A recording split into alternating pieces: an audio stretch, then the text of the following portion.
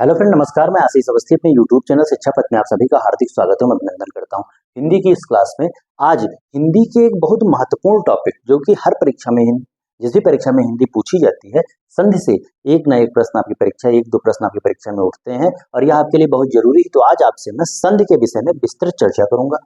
संधि के अर्थ के विषय में, इसकी परिभाषा के संबंध में, संधि के जो भेद हैं उसके तहत आज जो केंद्र बिंदु रहेगा इस क्लास का वो रहेगी स्वर संधि। स्वर संधि के जितने भेद हो सकते हैं, मतलब क्योंकि संधि के 3 भेद हैं जिसमें स्वर संधि, व्यंजन संधि और विसर्ग संधि है। उसी क्रम में जब हम बात स्वर संधि की करेंगे तो स्वर संधि के भी 5 भेद होते हैं। तो उन 5 भेदों की चर्चा आज मैं आपसे करूंगा और आज की क्लास के बाद स्वर संधि से बनने वाला कोई भी प्रश्न आपकी परीक्षा में स्वर संधि से कोई भी प्रश्न पूछा जाएगा तो आज की क्लास के बाद आपसे नहीं छूटेगा। और आज आप इस क्लास को लेने के बाद महसूस करेंगे, यदि आप कोई प्रैक्टिस सेट हल करेंगे, कहीं से हिंदी के प्रश्नों को, खासकर संधि के प्रश्नों को हल करेंगे, तो आज की क्लास के बाद स्वर संधि से बनने वाला कोई भी प्रश्न आप बहुत आसानी से हल कर पाएंगे। तो आइए सबसे पहले हम चर्चा करेंगे संधि के अर्थ की। तो संधि का अर्थ क्या कहा गया? अर्थ अक्षरों या वर्णों का मेल। सबसे पहली बात कि संधि का अर्थ क्या होता है? मेल। संधि का जो अगर शाब्दिक अर्थ की बात की जाए संधि की, तो उसका अर्थ होता है मेल। तो आपको याद रखना कि इसका अर्थ क्या होगा? अक्षर या वर्णों का मेल। फिर एक परिभाषा के संबंध में लिखा है मैंने कि दो समीपवर्ती वर्णों के मेल से उत्पन्न होने वाले विकार को, आपको याद रखना है कि दो समीपवर्ती वर्ण जब आपस में मिलते हैं तो उससे जो परिवर्तन होता है उसको क्या कहा जाता है? संधि कहा जाता है। फिर बात, हाँ, संधि और संधि विच्छेद के आपको अंतर को समझना होगा कि संधि जो होगी वो मेल होगी और संधि विच्छेद का मतलब होता है कि किसी शब्द को अलग अलग करना, यानी कि किसी शब्द का इस तरीके का शब्द बनाना। जैसे मैंने यहाँ पे उदाहरण के तौर पे यहाँ नीचे लिखा था, यहाँ तो उदाहरण खैर नहीं है, लेकिन यहाँ पे अगर आप देखें तो महात्मा, जैसे मैंने यहाँ पे एक उदाहरण लिया है महात्मा नीचे। तो अगर इस संधि विच्छेद की मैं आपसे बात करूं, देखो महा को मैंने अलग कर दिया और आत्मा को अलग, यानी कि महान। अगर महात्मा के आप शाब्दिक अर्थ की बात करें तो महात्मा का शाब्दिक अर्थ होता है महान है जो आत्मा। आपको याद रखना, महान है जो आत्मा। तो उन दोनों महा और आत्मा को मिला के महात्मा बनाया गया। और जब ये महात्मा बन गया तब ये संधि हो गई। और जब ये महाधन आत्मा में बटा हुआ था तो वो क्या था? संधि विच्छेद था। वो चीज आपको याद रखनी है कि संधि विच्छेद क्या होता है। संधि के नियमों द्वारा मिले वर्णों को फिर मूल अवस्था में लाने को संधि विच्छेद कहते हैं। क्योंकि संधि में, कि मैंने आपको बताया, संधि में मेल होता है, यानी कि जो विच्छेदित शब्द है, जो शब्द विच्छेदित है, यानी कि जो शब्द टुकड़ों में बटा हुआ है, जब उसको मिला दिया जाता है तो वह संधि हो जाती है। और उसी संधि को अगर फिर से बांट दिया जाए तो वह संधि विच्छेद हो जाता है। इसके संबंध में मेरे हिसाब से आप समझ गए होंगे। तो संधि और संधि विच्छेद में आप कंफ्यूज मत होइएगा कि संधि का अर्थ होता है मेल और संधि विच्छेद जो, चूंकि इसके शब्द से ही स्पष्ट है, विच्छेद का मतलब अलगाव, यानी कि जब शब्द 3 टुकड़ों में बट जाए उसको संधि विच्छेद कहते हैं।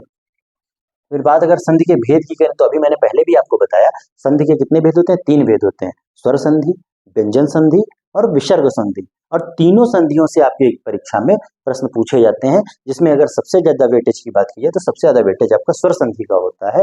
लेकिन मैं आपको विस्तृत इन तीनों संधियों के विषय में विस्तृत पढ़ाऊंगा, जिसकी शुरुआत आज मैं स्वर संधि से करूंगा और आज की क्लास में आपको स्वर संधि के सारे भेदों को मैं समझा दूंगा। अब अगर बात मैं स्वर संधि की करूं तो उसमें लिखा है कि स्वर के बाद स्वर, अर्थात 2 स्वरों के मेल से। कहने का मतलब ये है कि जब मेल होगा तो जो पहला शब्द होगा, जो पहला वाला शब्द होगा उसका अंतिम अक्षर भी स्वर होगा और जो दूसरा शब्द होगा उसका पहला अक्षर भी स्वर होगा। कहने का मतलब कि जब मेल होगा तो वह 2 स्वरों का मेल होगा। तो आपको याद रखना है कि जहां पे जिस शब्द में जब हम संधि कर रहे हैं और 2 स्वरों का मेल हो रहा है उसको क्या कहा जाएगा? स्वर संधि कहा जाएगा। तो ये बात आपको याद रखनी, वही बात मैंने यहाँ की है कि स्वर के बाद स्वर, अर्थात 2 स्वरों के मेल से जो विकार का मतलब होता है परिवर्तन, जो परिवर्तन होता है स्वर संधि कहलाता है। तो मेरे हिसाब से आपको स्वर संधि समझ में आ गई होगी। जैसे उदाहरण के लिए मैंने अभी आपको ऊपर भी समझाया, जैसे मैंने लिया महात्मा। तो महात्मा में जो मैंने महा अलग लिखा है, तो इसका जो अंतिम अक्षर है हा, तो हा में हमको क्या पता चला कि इसमें अगर मैं वर्ण की बात करूं तो इसमें भी आपका वर्ण आ रहा है छोटा आ। ठीक, महा में कौन सा वर्ण आ रहा है? बड़ा आ रहा है। और उसके बाद जो आत्मा है इसमें भी बड़ा आ रहा है। तो यानी कि उधर भी बड़ा है और इधर भी, यानी कि दो जब स्वर मिल रहे हैं आपस में, ये भी स्वर है और ये भी स्वर है, जब 2 स्वर आपस में मिल रहे हैं तो वह इस नियम को फॉलो कर रहे हैं कि जब 2 स्वरों का मेल होगा तो कौन सी संधि हो जाएगी? स्वर संधि हो जाएगी। इसीलिए महात्मा किस संधि का उदाहरण है? तो यह स्वर संधि का उदाहरण हो जाएगा, क्योंकि महा में भी आ रहा है और आत्मा में भी आ रहा है, यानी कि 2 स्वरों का मेल यहाँ पे हो रहा है। फिर अगर इसके भेद की बात की जाए तो मैंने आपको बताया, आपको याद रखना संधि के कितने भेद होंगे, संधि के 3 भेद होंगे, स्वर संधि, व्यंजन संधि और विसर्ग संधि। इसी क्रम में आपको याद रखना है कि स्वर संधि के भी 5 भेद होते हैं, स्वर संधि के भी 5 भेद होते हैं। इसमें आपका सबसे पहला आ जाएगा दीर्घ स्वर संधि, फिर गुण स्वर संधि आएगा, फिर वृद्धि स्वर संधि, फिर जड़ स्वर संधि और उसके बाद सबसे अंतिम में आपका आता है अयादि स्वर संधि। आपको याद रखना है 5 भेद, तो आपको क्रम से इनके नाम भी याद रखने हैं। आपका पहला कौन सा मैंने बताया, दीर्घ स्वर संधि, फिर आपका गुण स्वर संधि आ जाएगा, फिर आपका वृद्धि स्वर संधि होगा, फिर आपका यण स्वर संधि हो जाएगा और सबसे अंत में अयादि स्वर संधि आ जाएगा। तो इन जो 5 स्वर संधि के जो 5 भेद दिए गए हैं, इन भेदों की मैं आपसे विस्तृत चर्चा करूंगा और सबसे बड़ी बात, आपको परिभाषाओं में न उलझाते हुए ऐसी ट्रिक और ऐसे नियम से बताऊंगा कि आप बहुत आसानी से इसको पकड़ पाएंगे और इससे बनने वाला कोई भी प्रश्न अगर आपकी परीक्षा में पूछा जाता है तो आप बहुत आसानी से उस प्रश्न को बना पाएंगे। तो इस क्रम में सबसे पहली मैं बात करूंगा दीर्घ स्वर संधि की।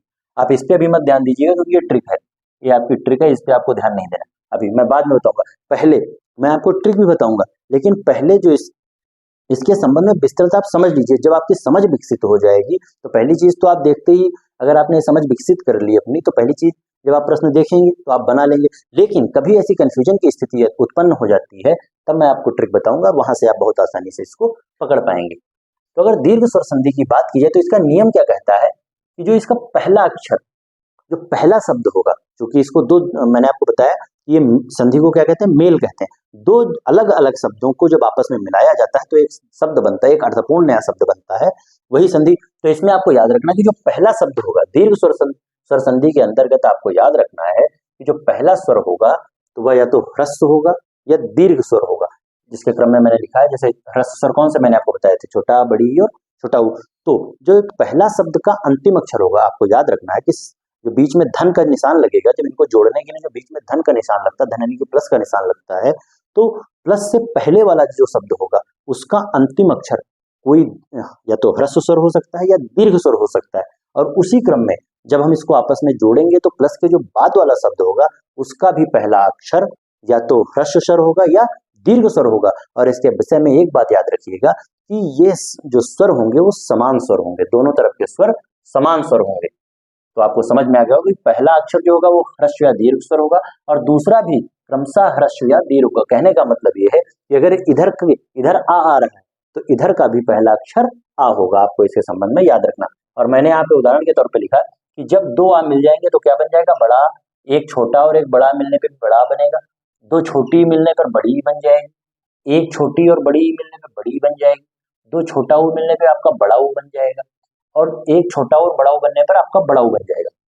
तो यहाँ से आप एक चीज पकड़ पा रहे होंगे, अगर आपने ध्यान दिया होगा तो यही आपकी ट्रिक हो जाएगी कि हमेशा स्वर संधि, जो आपकी दीर्घ स्वर संधि है, तो हमेशा जब इनमें स्वरों का मेल होगा तो कौन सा स्वर बनना है, तो हमेशा जो बड़ा वाला स्वर बनना है, यानी कि जो इसमें मात्रा आएगी बीच में वह हमेशा बड़े वाले स्वर की मात्रा आएगी। यही आपकी ट्रिक होगी कि जब, अभी जैसे मैं आपको उदाहरण के तौर पर समझाऊं, जैसे धर्म प्लस अर्थ, जब मैंने यहाँ पे शब्द पहला लिया धर्म प्लस अर्थ, अगर इसको मैं तोड़ू तो जो लास्ट में इसमें माँ है, तो माँ को आप कैसे लिखेंगे। स्वर की पहचान मैंने आपको बताई थी, स्वर की पहचान मैंने आपको बताई थी कि स्वर स्वतंत्र रूप से बोले जाते हैं और व्यंजन स्वरों की सहायता से बोले जाते हैं। तो जो ये माँ है, इसमें धर्म में माँ है, एक व्यंजन है, तो ये स्वर की सहायता से बोला जाएगा। तो इसको कैसे लिखा जाएगा, आधा माँ, माँ के नीचे हलंत लगा और प्लस आ। कहने का मतलब ये है कि इस माँ में जो ये माँ लिखा है इसमें आ शामिल है। तो देखो इसका पहला अक्षर क्या हो गया, आ, और आ में फिर इधर अर्थ का छोटा, तो दोनों छोटा आ जुड़ के क्या बना रहे हैं यहाँ पे, बड़ा। आप धर्मार्थ में देख सकते हैं क्या बन गया, बड़ा आ। तो आपको ट्रिक के तौर पर यही याद रखना है कि जब 2 समान स्वर आपस में मिल जाएंगे तो वह हमेशा अपने से बड़े स्वर, जैसे छोटा आ के बाद क्या था, बड़ा आ, तो हमेशा अपने से बड़े स्वर का निर्माण कर देंगे और यही आपकी ट्रिक होगी। हर उदाहरण में ये चीज लागू होगी।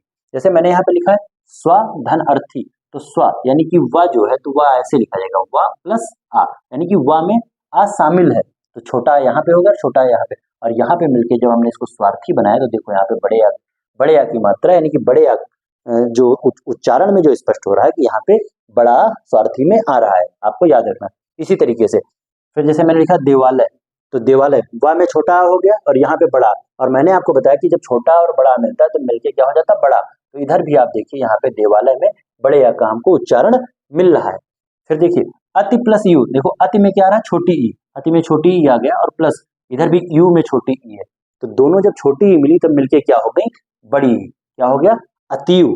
इस तरीके से आपने देखा है कि हर उदाहरण में ये चीज स्पष्ट हो रही है बराबर कि जब दो समान स्वरों का मेल हो रहा है तो जब मेल हो गया तो मेल होने के बाद जो शब्द बन रहा है उसमें हमेशा बड़े वाले उसी स्वर का जो बड़ा वाला स्वर है उसका उच्चारण हो रहा है। जैसे छोटी ई, जब हमने दो छोटी ई को मिलाया तो उच्चारण हमको बड़ी ई का मिला, जब हमने छोटा आ मिलाया तो तब उच्चारण बड़े आ का मिला। तो यही बात आपको मैंने ट्रिक के रूप में ऊपर क्या लिखी है कि हमेशा जब इसकी संधि होगी तो हमको उच्चारण में दीर्घ मात्रा उच्चारित होगी। आपको याद रखना कि उच्चारण में हमको हमेशा दीर्घ मात्रा मिल जाएगी।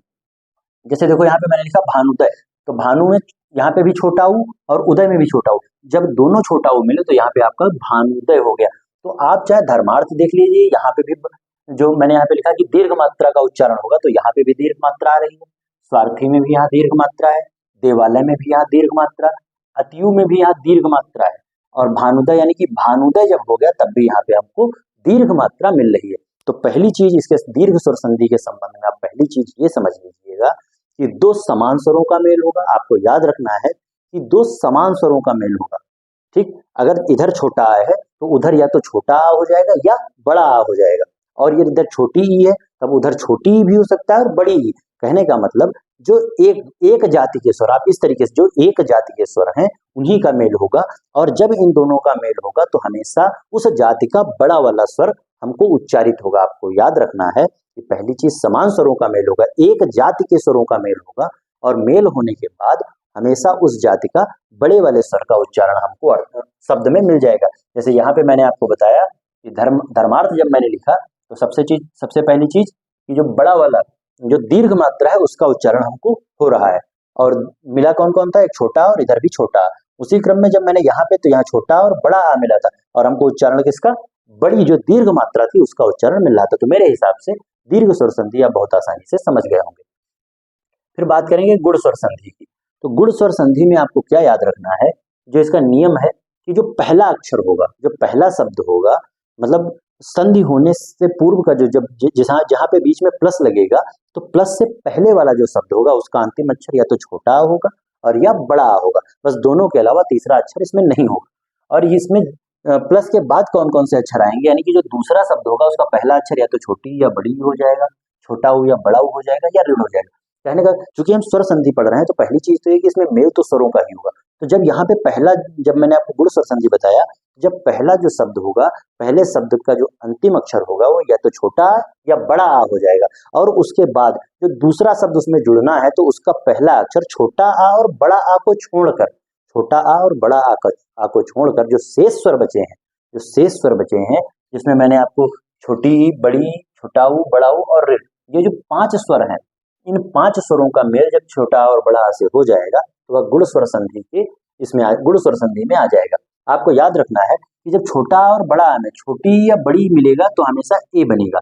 आपको याद रखना है कि जब मैंने छोटा प्लस छोटी ई को मिलाया तो मैंने आपको जो वर्णमाला पढ़ाया था तो वहां भी बताया था, तो क्या बन जाएगा, ए बन जाएगा आपका, ठीक। उसके बाद अगर इसी तरीके से अगर छोटा बड़ी मिलता है तब भी ए बनेगा, बड़ा छोटी मिलता है तब भी ए बनेगा। कहने का मतलब जब इन दो स्वरों में ये दो स्वर मिलेंगे तो हमेशा ए बन जाएगा, और फिर जब छोटा ऊ या बड़ा ऊ इन दोनों में से किसी में मिल जाएगा तो हमेशा ओ बनेगा। और जब ऋण मिलेगा, आपको याद रखना, जब री से ऋषि आपका री मिल जाएगा तो हमेशा अर बन जाएगा। इस चीज को आपको याद रखना। अगर उदाहरण में मैं आपको समझाऊं, जैसे मैंने लिखा नर प्लस इंद्र, तो नर में हमको लास्ट में आ का उच्चारण हुआ और आ में जब ई मिला तो यहाँ पे किसका निर्माण हो गया, ए का। बस यही चीज हमको पकड़नी है कि नर प्लस इंद्र मिला के क्या हो गया, नरेंद्र हो गया। नर में हमने यहाँ आ पकड़ा और इंद्र में छोटी ई मिल रही, तो जब आ प्लस छोटी ई मिला तो दोनों मिलके क्या बन गए, ए, और वही ए का उच्चारण यहाँ नरेंद्र में हमको देखने को मिल सकता है। तो अगर यहाँ ट्रिक की मैं आपसे बात करूं तो जब बात गुण स्वर संधि की होगी तो चाहे जो शब्द हो जाए, यदि वह गुण स्वर संधि से मिलके जो है गुण स्वर संधि का शब्द होगा तो वहां हमेशा आपको या तो ए की मात्रा मिलेगी या ओ की मात्रा मिलेगी। आपको याद रखना है कि गुण स्वर संधि में हमेशा आपको ये वाली मात्रा या तो ए की मात्रा और या तो ओ की मात्रा, अगर ऊपर ये मात्रा लगी है, अगर किसी शब्द में ये मात्रा ऊपर लगी है बीच में तो 99.99% हुआ हमेशा गुण स्वर संधि के अंतर्गत आ जाएगा। ये बात आपको याद रखनी है। फिर जैसे मैंने यहाँ पे लिखा नर धन ईस, क्या लिखा, नर धन ईस, तो यहाँ पे आपका बड़ा और प्लस बड़ी, दोनों के मिलने से ए का यहाँ पे निर्माण हो गया, तो नर धन ईस मिला के क्या हो गया, नरेश हो गया। फिर वीर धन उचित, देखो वीर र में आपका छोटा यहाँ पे मिल गया हमको, और फिर उसका जब मेल किससे हो रहा है, छोटा ऊ से, तो आ और उ मैंने यहाँ पे बताया था कि जब आ में उ या उ जुड़ेगा तब हमेशा ओ बन जाएगा। तो जब वीर धन उचित हमने मिलाया तो क्या बन गया, वीरोचित। तब आप यहाँ पे देख सकते हैं कि किसका उच्चारण आ रहा, ओ का उच्चारण यहाँ बीच में आ रहा। तो अगर आप इसको ट्रिक से भी याद रखना चाहें तो जहाँ पे ए या ओ की मात्रा का उच्चारण आपको शब्द के बीच में आ रहा है, 99.99% मैं गारंटी लेता हूं कि वहां पे हमेशा गुण स्वर संधि हो जाएगा, आपको याद रखना। तो जैसे इसी क्रम में आप सूर्य ऊर्जा देख सकते हैं, तो क्या हो गया, सूर्य ऊर्जा, किसका उच्चारण आ रहा, ओ का उच्चारण आ रहा। देव ऋषि, हाँ बहुत महत्वपूर्ण, जब आपके छोटा या बड़ा आ से री का मेल होगा, आपको याद रखना, जब छोटा या बड़ा से री का मेल होगा उस स्थिति में हमेशा उच्चारण किसका बनेगा, अर का। आपको याद रखना उस समय उस स्थिति में हमेशा उच्चारण अर का बनेगा।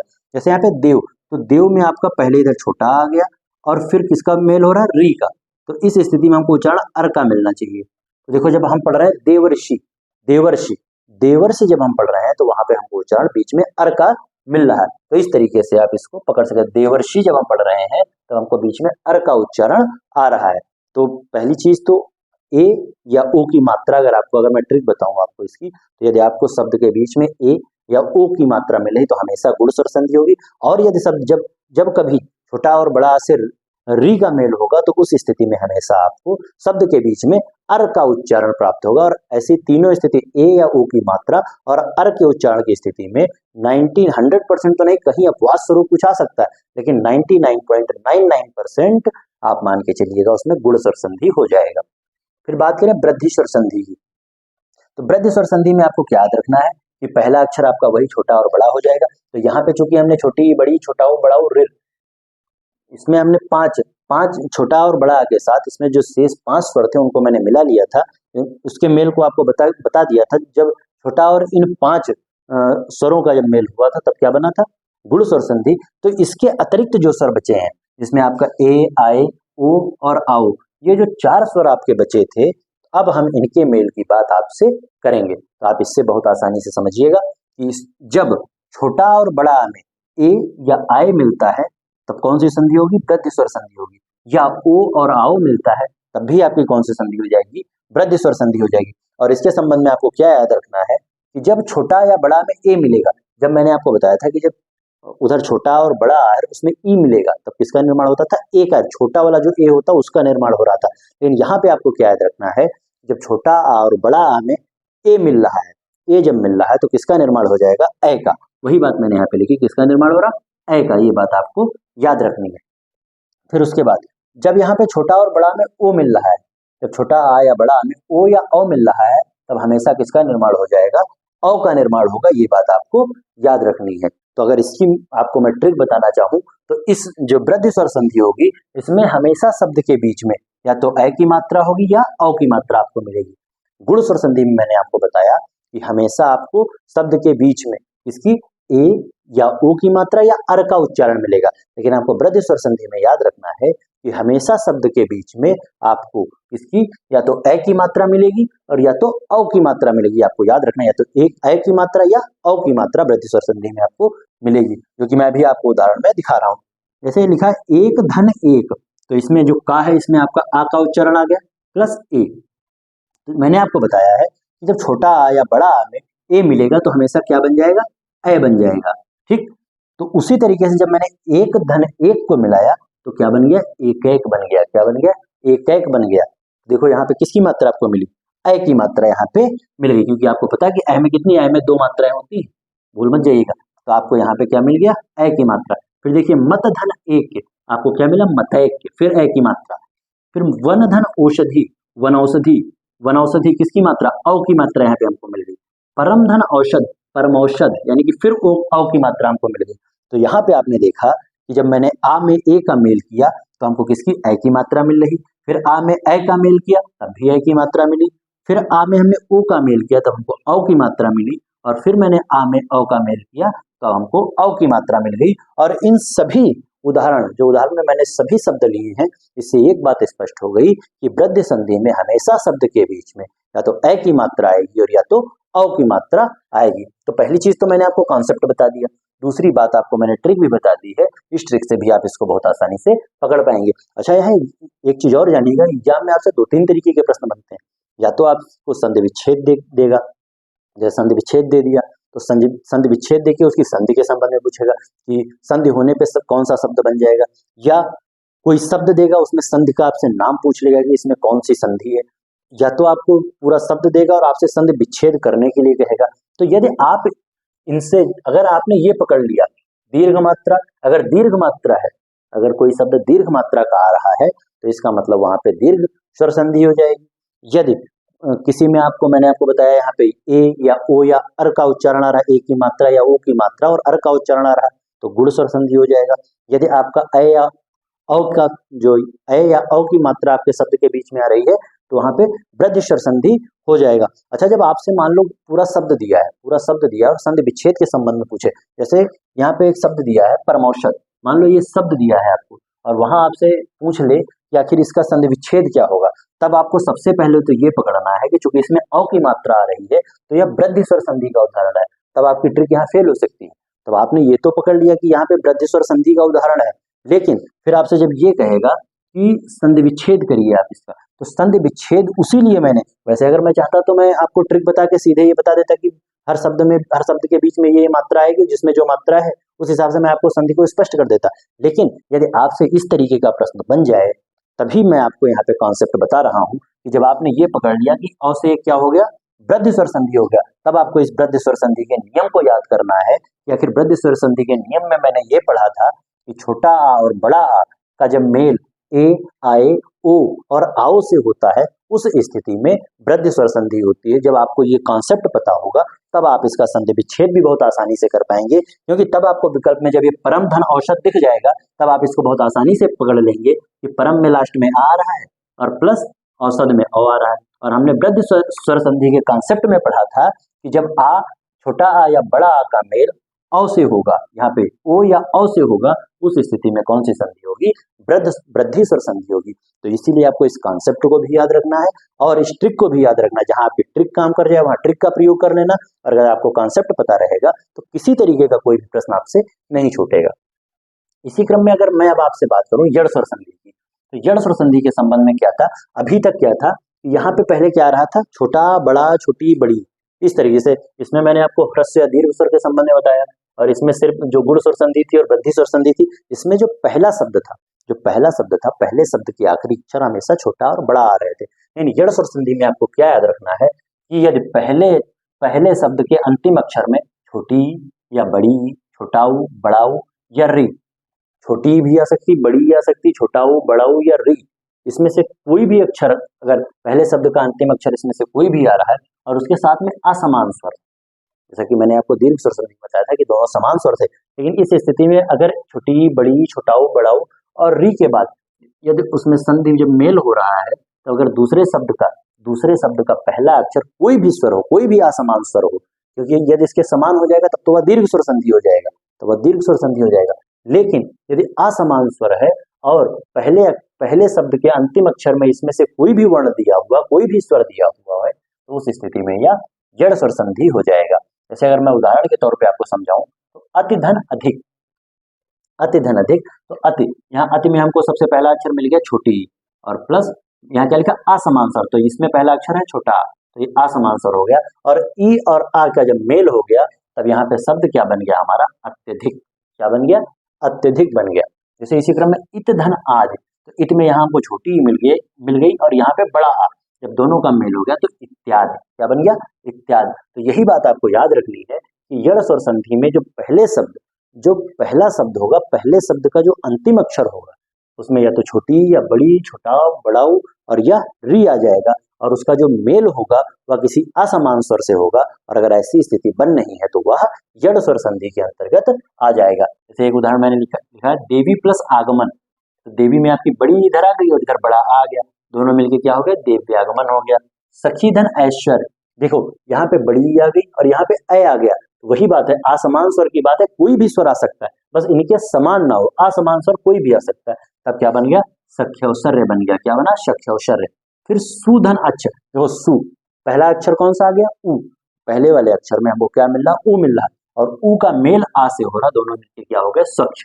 तो देखो सुधन आगत, पहला अक्षर ऊ, फिर बड़ा, दोनों मिलके स्वागत हो गए। मातृधन इच्छा, देखो यहाँ पे री, हमको किसका उच्चारण हो रहा है, री का उच्चारण हो रहा, और री का मेल ई से हो रहा, दोनों को मिला के हो गया मातृच्छा। तो मेरे हिसाब से आपको समझ में आ गया होगा कि जो यड़ स्वर संधि है, इसमें जो पहला शब्द होगा, कहने का मतलब जो प्लस का निशान होगा, प्लस से निशान से जो पहले वाला शब्द होगा, उसका अंतिम अक्षर या तो छोटी ही होगी, या बड़ी ही होगी, या छोटा ऊ होगा, या बड़ा ऊ होगा, या री होगा। ये पांच स्वर हो सकते हैं, और जिसका मेल किससे होगा, किसी भी असमान स्वर से यदि इनका मेल हो रहा है, उस स्थिति में यड़ स्वर संधि हो जाएगा। अब असमान स्वर क्यों है, इसके विषय में मैंने आपको बता दिया। यदि समान स्वर हो जाएंगे तब तो यह कॉन्सेप्ट दीर्घ स्वर संधि वाला हो जाएगा। वही बात आपको याद रखनी है कि असमान स्वर। और यदि आप इसकी मैं ट्रिक के संबंध में आपसे बात करूं, तो जितनी भी मैंने यहाँ पे संधि की है, जितनी भी संधि मैंने यहाँ पे की है, वहां आपने देखा कि बीच में हर संधि में आपको कोई ना कोई आधा अक्षर मिल रहा है। ये ट्रिक आपके लिए 99.9% काम करेगी कि जब भी आपको किसी शब्द के मध्य में जहां से उसका मेल हो रहा है, जहां उसका, बस आपको इतना पकड़ना कि जहां उसका मेल हो रहा है, उस मध्य बिंदु पे यदि कोई आधा अक्षर मिल रहा है, तो 99.9% वह यड़ स्वर संधि हो जाएगी। वही बात मैंने ऊपर लिखी कि आधा अक्षर आपको शब्द के बीच में देखने को मिल जाएगा। फिर सबसे अंत में आती है अयादि स्वर संधि। अयादि स्वर, देखो यहाँ पे मैंने जो 5 थे वो ले लिए थे। अब उसके बाद 5 के अतिरिक्त जो ए आए ओ और आओ बचे हैं, ए आए ओ और आओ जो बचे हैं, इनका मेल यदि किसी असमान स्वर से होता है तो वहां पे अयादि स्वर संधि हो जाता है। तो यदि ए का मेल किसी असमान स्वर से होगा तो हमेशा उच्चारण ए का आएगा। यही इसकी ट्रिक है, बहुत आसानी से मैं बता रहा हूँ, आप इसको समझ लीजिए। यदि ए का मेल किसी असमान स्वर से हो रहा तो ए का उच्चारण आएगा। फिर ए का मेल अगर किसी असमान स्वर से हो रहा तो आय का उच्चारण आ जाएगा। ओ का मेल किसी असमान स्वर से हो रहा तो औ का उच्चारण होगा, और अगर औ का मेल किसी असमान स्वर से हो रहा तो आव का उच्चारण होगा। इस संधि में आपको याद रखना है कि जो 4 उच्चारण मैंने नीचे लिखे हैं, किसी शब्द के बीच में यदि 4 उच्चारण आपको देखने को मिल जाए, अगर आप पढ़ते हैं और इन चारों के संबंध में 4 ये उच्चारण आपको उस शब्द में मिल रहे हैं, तो आप समझ लीजिएगा कि यह अयादि स्वर संधि का उदाहरण हो जाएगा। जैसे मैंने यहाँ पे उदाहरण लिखा, ने धन अन, आपको याद रखना ने धन अन, तो ने में आपको क्या मिल गया, ने में हमको ए मिला, और उसका जो ए का मेल है वह आसमान स्वर आ से हो रहा है, दोनों मिलके बन गए नयन। तो आप इसको नयन को पढ़ के देखिए, जब आप नयन पढ़ रहे हैं तो बीच में किसका उच्चारण, अय का उच्चारण हो रहा है। किसका उच्चारण आ रहा है, अय, नयन। ना में आ छिपा है, देखो अगर मैं इसको अलग अलग करके आपको दिखाऊं, देखो ना में आपका छिपा है आ, ना प्लस आ, ठीक, प्लस या, क्या किसका उच्चारण आएगा, अय का आएगा उच्चारण। तो इसमें किसका उच्चारण आ गया, अय का। तो ने प्लस अन मिलने से नयन हो गया।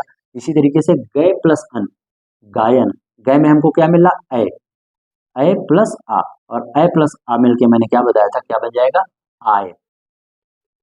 अगर अय में कोई आसमान स्वर मिलेगा तो उसका उच्चारण हमेशा आय बन जाएगा। जब मैंने गय प्लस अन को मिलाया तब हमारा शब्द बना गायन, और आप गायन को पढ़ के देखिए, उसमें किसका उच्चारण आएगा, आय का उच्चारण आ रहा होगा। तो जैसे गय धन इका, अब यहाँ पे अय में ई मिल गया, अय में क्या मिला, अय में ई। तो जब अय में ई मिल गया, अय में कोई भी आसमान स्वर जब मिलेगा तो मैंने आपको बताया था आय का उच्चारण होगा। तो आप गायिका को पढ़ के देखिए, गायिका, जब मैंने गायिका को पढ़ा तो वहां भी आय का उच्चारण बीच में आ रहा है। फिर पोधन अन, पवन, जब पोधन अन मिला के पो में हमको क्या मिला, वो मिल गया, प्लस आ, ये आसमान स्वर है, दोनों को मिला के उच्चारण किसका मैंने बताया था, अव का। तो क्या जब आप पवन को पढ़ रहे हैं तो अव का उच्चारण हो रहा, जब हम पवन को पढ़ रहे हैं तो हमको उच्चारण किसका मिल रहा, अव का उच्चारण मिल रहा है। इसी क्रम में देखिए पौधन बहुत महत्वपूर्ण है, इन दोनों को तो आप अलग अलग याद रखिएगा कि पौधनन, तो पौ में हमको अव मिल गया, यहाँ पे अव मिला, और अन में आ मिला। जब मैंने आपको बताया कि जब अव का मेल किसी असमान स्वर से होगा तो उच्चारण क्या आएगा, आव का उच्चारण आ जाएगा। तो देखो जब मैंने पौधन अन मिलाया तो पौधन अन मिलने से जो संधि के बाद शब्द बना क्या बन गया, पावन बन गया। क्या बन गया, पावन। पावन को पढ़ते समय आव का उच्चारण आ रहा है। उसी तरीके से गो प्लस ई से गवीश बन गया, तो गौ में अव का उच्चारण आ गया। 9 प्लस 1 से नाविक बन गया, तो नाविक में आव का उच्चारण आ गया, क्योंकि यहाँ पे अव से जुड़ा था, किससे जुड़ा था, अव से। तो इसी तरीके से अयादि स्वर संधि, जिसमें आपको अय, आय, अव और आव, जिस शब्द को पढ़ते समय आपको अय, आय, आओ और आओ का उच्चारण मिल रहा हो वह हमेशा किसके अंतर्गत आ जाएगा, अयादि स्वर संधि के अंतर्गत आ जाएगा। तो संधि के संबंध में, खासकर स्वर संधि के संबंध में जो भी मुझसे बहुत आसानी से हो सकता था, ट्रिक के माध्यम से हो सकता था, मैंने आपको कॉन्सेप्ट भी पूरा समझा दिया है और ट्रिक भी बता दी है। आप दोनों को याद रखिएगा और मेरे हिसाब से अगर आप एक दो बार इस क्लास को देखेंगे तो बहुत आसानी से संधि से बनने वाला प्रश्न आप टिकल कर पाएंगे और बहुत आसानी से उसको बना पाएंगे। फिलहाल आज की क्लास को मैं यहीं पे समाप्त करता हूँ। अगर आपको मेरी वीडियो पसंद आए तो लाइक कीजिए, शेयर कीजिए और मेरे चैनल शिक्षा पथ को सब्सक्राइब कीजिए। बहुत बहुत धन्यवाद। नमस्कार।